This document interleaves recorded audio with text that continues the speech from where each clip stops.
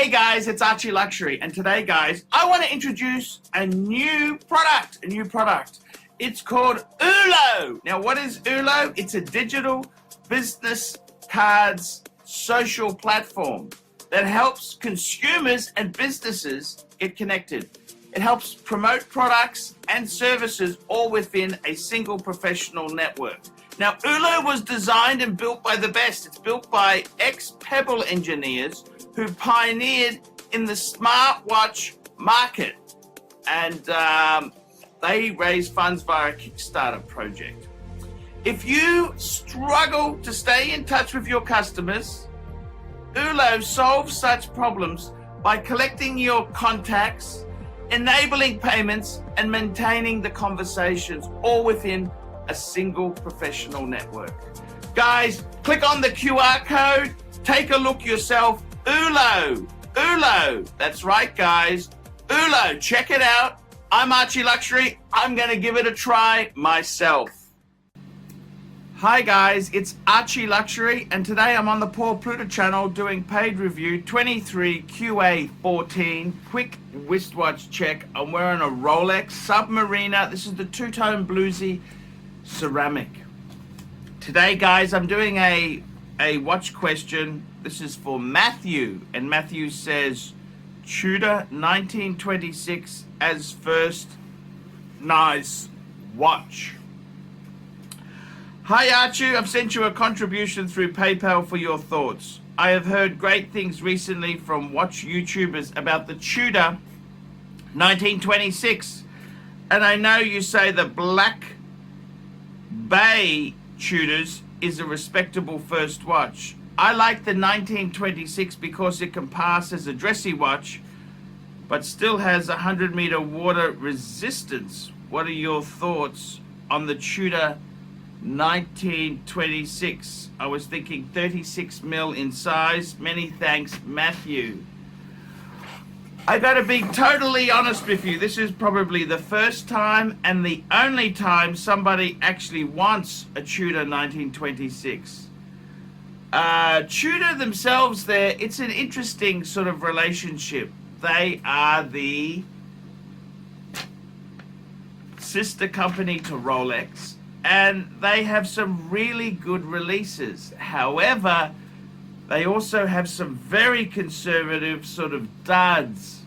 For Tudor itself, it's really been the retro being like reissue, vintagey type pieces that have been a success.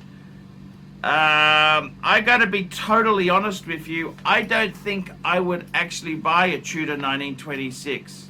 The reason I say that is, it's not because it's a crappy watch, but the big issue I have there is the fact that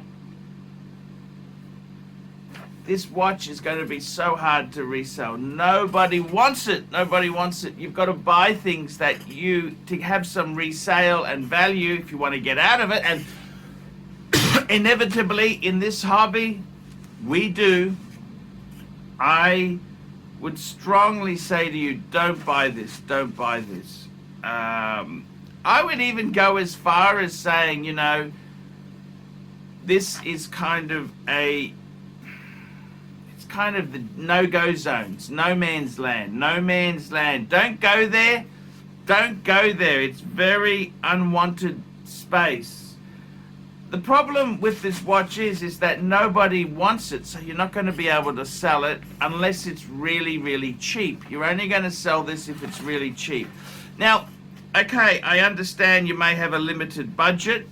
My advice to you would be two ways to go. If you don't have a lot of money to spend and you want to keep a cheap purchase, I would buy something like a Tissot. That's right, Tissot. I quite respect, because Tissot doesn't pretend to be Rolex. They don't pretend to be Omega. They concentrate on low-end Swiss watches, which is, they do quite well. I would say a Tissot, a sports Tissot would be the way I'd go. Another watch, which you may be very surprised for me to say this, but a Tag Heuer. That's right, guys. I would actually probably prefer a Tag Heuer to getting a Tudor 1926. Yes, that's right. You heard me. You heard me. I would prefer a nice, modern, sporty Tag Heuer than a Tudor 1926. Tudors, I got to be honest with you, if you want to buy a Tudor, I would be saying you want to buy the Black Bay, you want to buy the retro type pieces. You don't want to buy the 1926.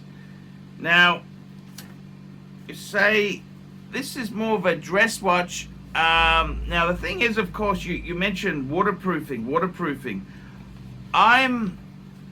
You've got to be very careful with any of these things. The only really true waterproof watches are oyster cased with a screw-in crown, oyster cased, like my Submariner.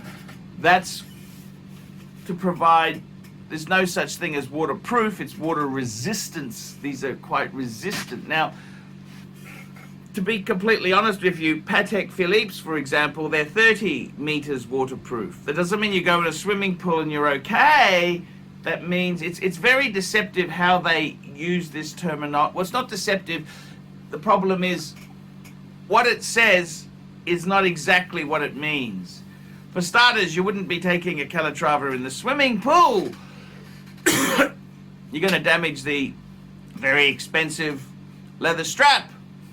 But also it doesn't have a screw-in crown, and water, it's more splash resistant. So I've got to be totally honest there. As a first nice watch, I would seriously steer you into, if you've got a budget to work with, I would say to you, Tissot, even the medium level Seikos, the Presage, I think that's quite a reasonable watch. And the Tag Heuers, that's what I think would be perfect. This is very conservative, very unwanted in the marketplace. So my advice to you would be stay away. Now the reason I say that is not because I don't like Tudor. I love Tudor. Tudor's a great brand. But this is virtually unsellable. Nobody wants this shit. The only place those sort of Tudors sell is in Asia, and even there they're not wanted. They're really not wanted. So don't just buy it because it's a Tudor and it's cheap. That's a big mistake. If you really want a Tudor Black Bay 58, get the 58. Don't go cheap buying this because it's cheap.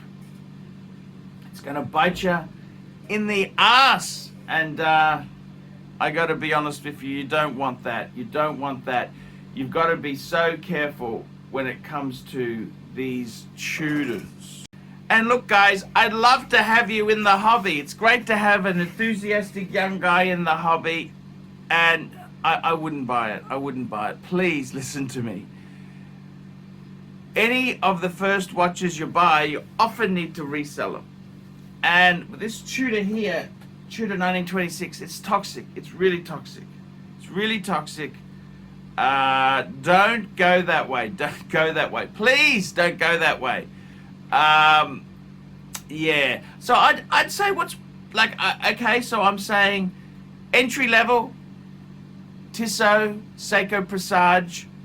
If you've got more money, maybe a Tag Heuer, a sporty Tag Heuer. Remember something, you said you want something that's a bit dressy. Any analog meaning we've got hands instead of a digital readout, any analog watch is a dress watch. It's not 1986. It is, what is it now? It is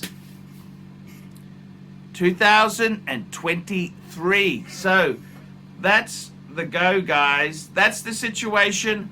I'm Yaponov. I've spoken. I've told him not to buy it.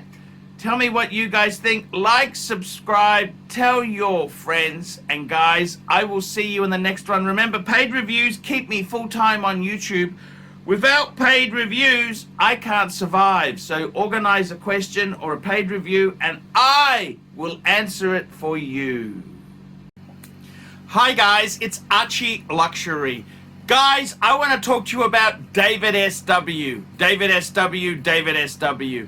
Guys, if you are in America, if you are looking for a Rolex watch of your dreams, in fact, if you're looking for a contemporary modern wristwatch, I strongly advise you to look at David SW. Guys, don't play the dealer games.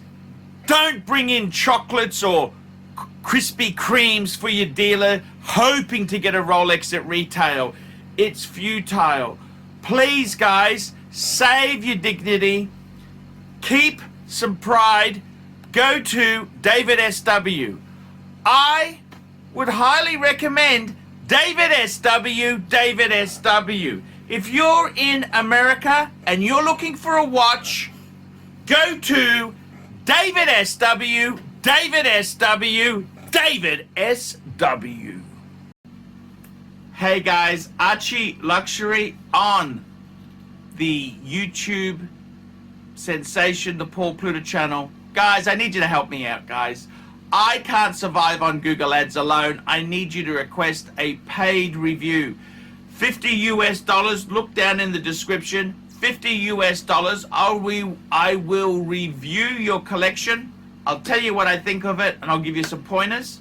The other thing is, guys, you can sponsor me on Patreon. Patreon allows you to pay a couple bucks a month, $1, $2, $5, whatever you want, and it keeps me going on YouTube because, guys, I'm in a niche. Nobody can make money out of the views I get. The views are crap because it's a small specialized area and I don't talk about garbage for the sake of views. Guys, sponsor me on Patreon, look down below, and I will see you in the next one.